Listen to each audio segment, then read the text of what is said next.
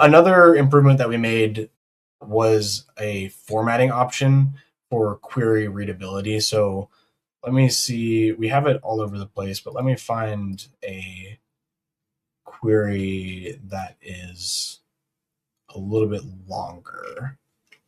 Do we have any deadlocks on here? Maybe this won't be as long as I think it will, but No, it's not. It's not the deadlock. Go to the long-running queries or the blocking on a server that has those. And again, this one is our SQL Server Enterprise 2025 setup, which may not have the kind of load on it we have on our other. Okay, there we go. So there's long-running queries. there we go. So this is just one of the additions in the query advisor. This is a short query, so it's not going to do much as far as formatting it. But when you're pulling maybe a 300 line query and you want to be able to grab this and throw it into Management Studio, hitting this format button makes it way more readable than what SQL Server gives you in the raw output.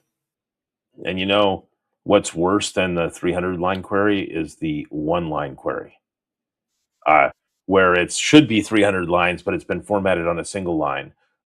George and I were working on performance tuning just this morning, and I think probably 5 or 6 times I used this dialog to format the query so it was readable, where prior to that it just came through with no carriage returns. And if it's a stored procedure, it'll format it correctly. If it's just a big query with like indentation and subqueries and stuff like that, it gets formatted the way, should say the way it should be, the pretty close to the way it is in normal documentation where it's indented. Everyone has their own style, but whether you like the style or not, it's way easier to read this way. So I am really shocked at how often I actually use that Format SQL button. Thanks for watching. I'm Steve, and I hope you've enjoyed this video. If you like it, please click the thumbs up icon. And if you want to subscribe, click subscribe to our channel and click the bell icon to get notified when we have new videos. All right, have a great day.